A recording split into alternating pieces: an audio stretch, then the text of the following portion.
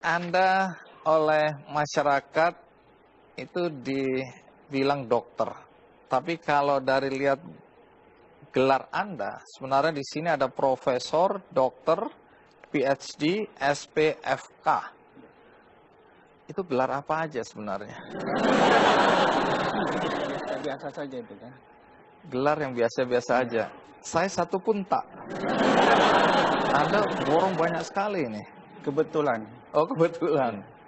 Jadi kalau PhD-nya di bidang apa? PhD-nya bidang farmakologi klinik, itu diperoleh di Flinders Medical Center Australia. Dari Australia. Kalau SPFK ini? SPFK itu spesialis farmakologi klinik. Itu dikeluarkan oleh PBID, pengurus besar ID. Baik. Lumayan banyak ini ya gelarnya ya. Alhamdulillah.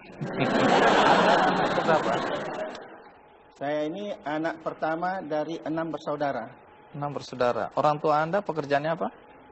Dulu tukang jahit. Sampai akhir hayat tukang jahit. Oh, dulu tukang jahit sampai akhir hayat tukang jahit. Almarhum. Almarhum. Kedua orang tua tukang jahit? Iya. Kalau pendidikan orang tua apa? Alhamdulillah tak tamat SD. Tidak tamat SD? Iya. Sementara Anda punya segudang gelar. Kalau Anda sendiri punya anak? Alhamdulillah ada anak 3. Pendidikan anak apa? 1 sarjana hukum, 2 dokter. Apa sewaktu kecil Anda memang sudah bercita-cita jadi dokter? Oh tidak. Waktu tamat SD dibuat acara perpisahan oleh Ki Sugondo Kartoprojo. Saya itu sekolah di Taman Siswa. Dia bertanya sama saya, Aznan, kau nanti udah besar mau jadi apa?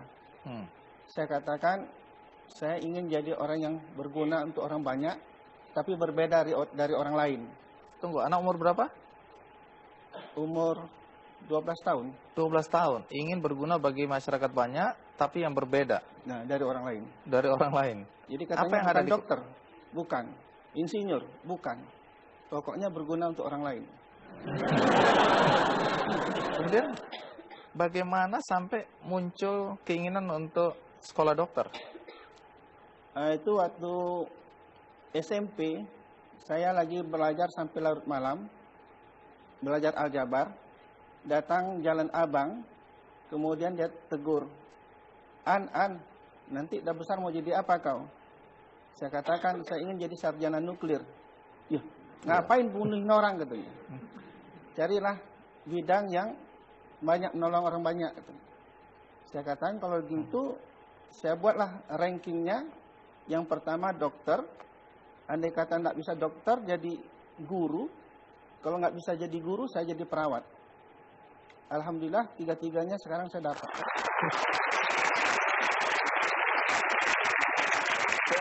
Masih banyak pertanyaan. Bagaimana sampai anak tukang jahit bisa kuliah kedokteran? Dari mana uangnya? Saya masuk kuliah kedokteran itu berbohong dengan orang tua. Karena orang tua dari awal, dia tahu kita mau kedokteran, tapi dia tidak mengizinkan. Maka waktu itu karena saya SMA-nya bagian PAL, bisa masuk kemana-mana, saya cuma minta uang Rp500 mendaftar ke satu fakultas.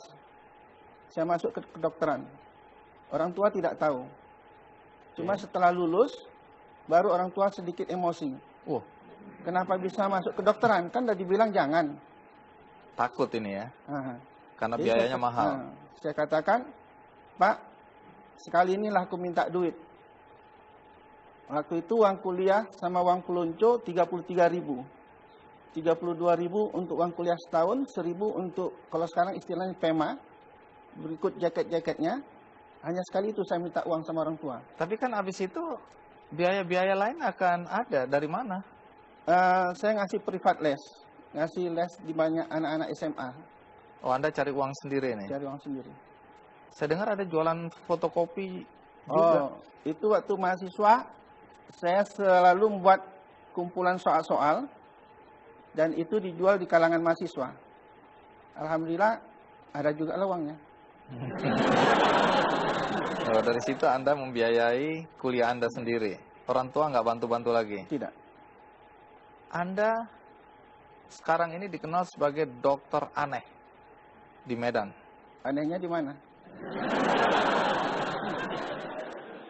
Pertama dari penampilan. Gara-gara penampilan ini saya kena cekal. Oh, kenapa begitu? Saya dituduh Islam ekstremis sebelum pergi ke Australia. Terus apa yang terjadi? Ya 3 tahun saya menunggu untuk bisa direhabilitasi. Gara-gara penampilan seperti ini? Iya. Karena walaupun Anda profesor, dokter, PhD, SP, FK gitu, Itu kan belakangan. belakangan. Nah, masyarakat di sana manggil Anda apa dengan semua gelar ini? Mereka nggak lihat itu profesor, mereka panggil Buya. Oh, jadi Anda lebih dikenal sebagai Buya? Iya. Ayah. Baik, kalau gitu kita lanjutkan, Buya. Anda tadi disebut aneh, bukan karena penampilan sebenarnya, lebih karena apa yang Anda lakukan dalam praktek kedokteran tidak biasa. Bukan dalam tindakan, tetapi dalam pembayaran. Pertama yang dianggap aneh, Anda tidak mencantumkan atau tidak memakai papan nama katanya. Padahal hampir semua dokter, bahkan belum praktek, plang namanya duluan. Anda sudah praktek sampai hari ini, tidak ada plang juga. Betul. Kenapa begitu? Karena setelah pulang dari Australia, saya sebenarnya tidak berniat untuk praktek. Tapi ketemu dengan pasien yang lama, mereka mengatakan, dokter kita sudah pulang, dokter kita sudah pulang. Jadi satu-satu mereka muncul. Mereka cegat di tengah jalan apa segala macam. Ya mau tidak mau, saya harus melayani mereka. Terus? Ya sampai sekarang demikian. Tapi kalau sekarang pasien Anda per hari berapa orang? Minimal 30, tapi bisa sampai 153.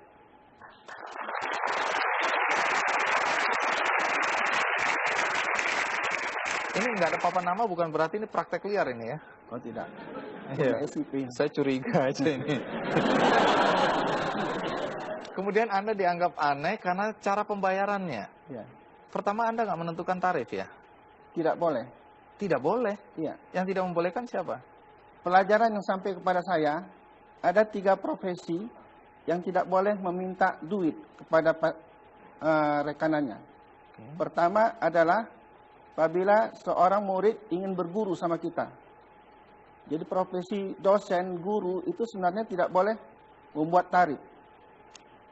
Kedua adalah apabila datang orang ingin minta nasihat.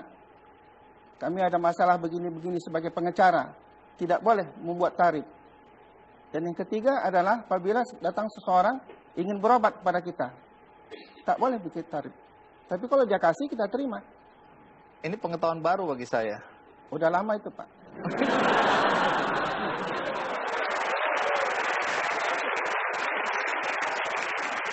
Siapa saja yang membantu Anda di tempat praktek itu sekarang? Yang membantu istri saya.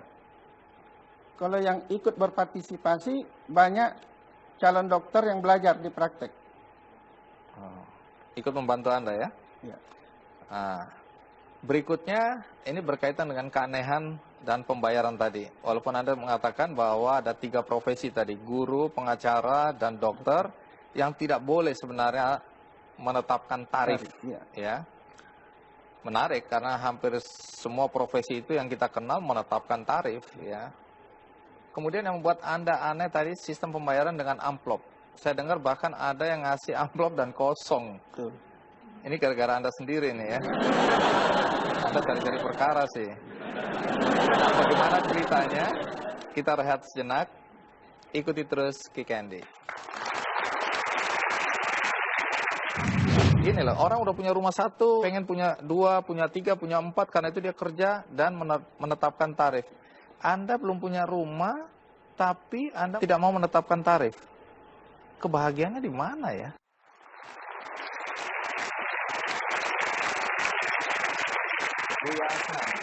Saya dengar pasien Anda itu dari kalangan bawah sampai atas, bahkan orang-orang dari luar Sumatera itu datang berobat pada Anda.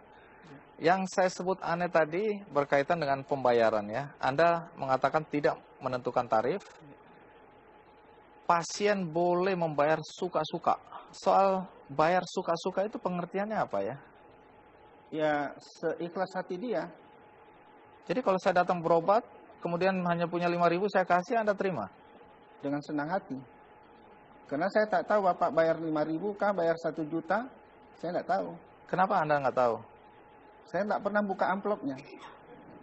Oh, jadi semua pembayaran seperti digambar itu diberikan melalui amplop. Iya. Terus kemudian dengan cara seperti itu apakah Anda nggak merasa dirugikan? Di mana ruginya? Nyatanya kan tetap kaya kan?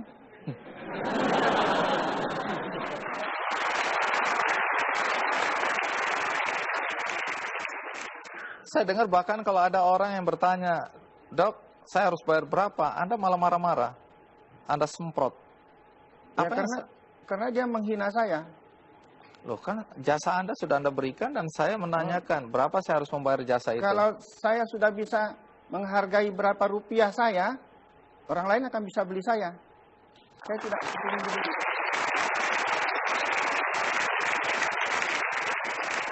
Tapi bagaimana reaksi istri, anak-anak dengan kelakuan bapaknya atau suaminya yang seperti ini? Alhamdulillah berterima. Mereka menerima. Iya, kalau nggak terima pecat aja. Siapa suruh jadi bini saya? Saya dengar ada juga orang yang ngasih amplop dan amplopnya ternyata kosong. Nah, bagaimana reaksi Anda kalau lihat amplop-amplop kosong itu? Alhamdulillah saya nggak tahu siapa yang ngasih kosong. Jadi nggak bisa marah pada orang itu ya? Enggak. Karena saya akan perlakukan sama. Baik dia pejabat tinggi apa segala macam, kalau pantas dimarahin, saya marahin. Padahal Anda kan harus membiayai keluarga. Dari mana uang? Lebih dari cukup. Karena uang itu begitu dapat langsung dibagi. Ada pos-posnya. Untuk zakat berapa, untuk orang tua berapa, untuk tabungan rumah berapa. Karena sampai sekarang kan nggak punya rumah. Anda nggak punya rumah? Ya, nompang sama mertua. Nah, itu akibatnya. Ya. Nah, ini yang saya maksud kan. Orang harus gini loh, orang udah punya rumah satu, pengen punya 2, punya 3, punya 4, karena itu dia kerja dan menetapkan tarif.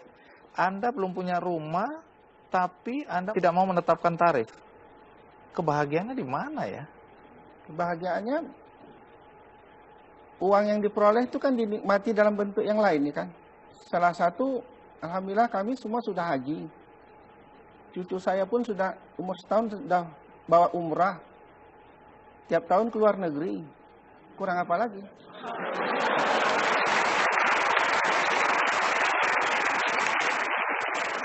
Buya, mungkin falsafah hidup Anda ini asing bagi anak-anak muda sekarang yang merasa bahwa materi adalah ukuran sukses. Mungkin ada nasihat buat anak-anak muda. Nasihatnya gampang. Apa yang dicari dalam hidup ini? Dulu ada film, Apa Yang Kau Cari Pak Lupi. Apa konteksnya dengan pernyataan atau nasihat Anda ini? Ya karena macam kata Bapak tadi, sudah punya satu rumah, ingin rumah yang lain. Sementara badannya cuma satu. Apa bisa didiaminya ke sekian banyak rumah? Berapa banyak orang yang kaya, ternyata dia tidak berjalan sama istrinya. Istrinya jalan sama supirnya. Ya kan? Dia kaya, tak pernah tinggal tidur di tempat tidur matras yang dia milikin. Dia teler di ruang tamu. Jadi, apa yang dia cari dengan harta tadi? Yang penting cari kekayaan yang berkat. Berkat itu yang menikmati kita dan orang lain. Jadi kalau sudah sama-sama mengalami, merasakan, alhamdulillah kita sudah kaya. Hidup tidak berutang, itu nomor 1. Baik, terima kasih Buya Asnan. Hari ini bisa berbagi cerita dengan kami, berbagi filosofi hidup dengan kami semua, terutama untuk anak-anak muda, dan terutama dokter-dokter atau calon-calon dokter ya. Mudah-mudahan apa yang Anda sampaikan ini memberikan teladan bagi mereka. Sekali lagi terima kasih. Sama-sama. Terima kasih.